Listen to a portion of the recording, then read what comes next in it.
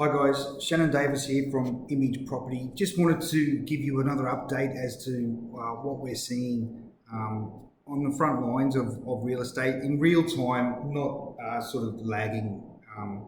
We're fortunate enough to be entrusted with the care of about 4,000 properties in Brisbane, so we see a lot that's going on and we see it in real time. So I wanted to pass on some of those observations to you.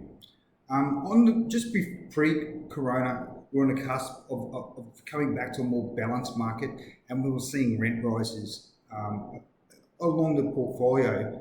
And then overnight, things changed. Things changed drastically with the announcements of restricted movement and everything that we need to do to limit the numbers of cases of Corona and therefore the deaths of Corona.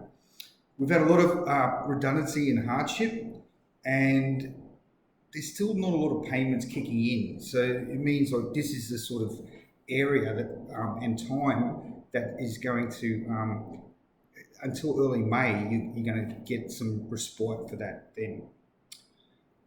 We can still rent properties. They're just taking a little bit longer, and that's because A, it's best practice for it to be vacant. B, we can only show one person at a time, so 10-minute slots.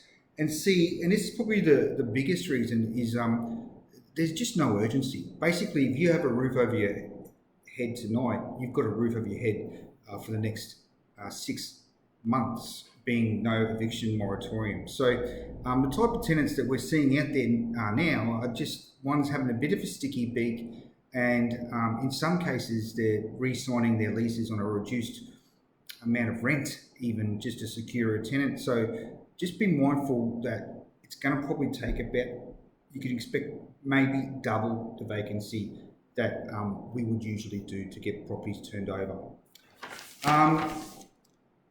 The optimum position right now would be to keep your tenant on the same rent. You would just about won the lottery to do that. So we've gone from nearly a balanced market to way back to a tenant's market. That's one of the implications of this. If you have the same rent, you'll have no vacancy, no arrears, and no interruptions to cash flow. So let's get back to that type of thinking. We've got properties for sale on and off market. The sentiment seems to be wait and see. So there isn't any panic buying and there isn't any panic selling. And I think some of the stimulus packages and repayment relief from banks might have saved that. There's still to be interest paid, but repayments backdated will help. When the restrictions start to lift, I think that sentiment and transactions confidence will start to improve. I think the recovery will be led by first home buyers. There's still that scheme around where they can put 5% down and no LMI. And we recently had an open home and we had 10 private inspections, and they were all the same age, same stage of life, young couples, saving a deposit, trying to get on the property ladder and take advantage of what's going on and bring forward their purchases.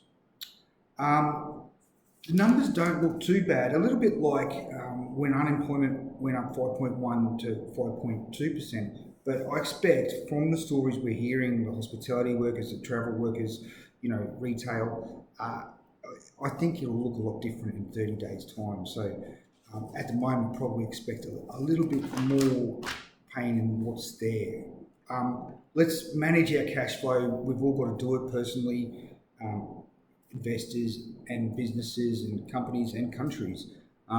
So just remember, it's about surviving this and containing it rather than being overly ambitious at this point in time. Things that we can do are like get our houses rented, relet and renew our lease negotiations.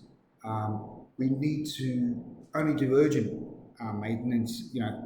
Things can wait, and know that if it does become empty, you might be getting a reduced rent, and it could take longer. So wherever possible, let's try and avoid that. And if after all that, then sales are an option to do if it's not working out for yourself. So contact us. It's better to do it ahead of time and not be a forced seller. Thank you finally for all your help with the REIQ changes. A lot of landlords emailed the Premier. I think they've walked back a lot of the controversial things like having to give 1 week's notice. We are allowed to verify hardship now, so that'll be a good help to us. And we'll see on Wednesday night what eventuates as policy. So thank you for that support. As usual, guys, spirit of cooperation will get us through that, and stay safe. Thank you. Bye for now.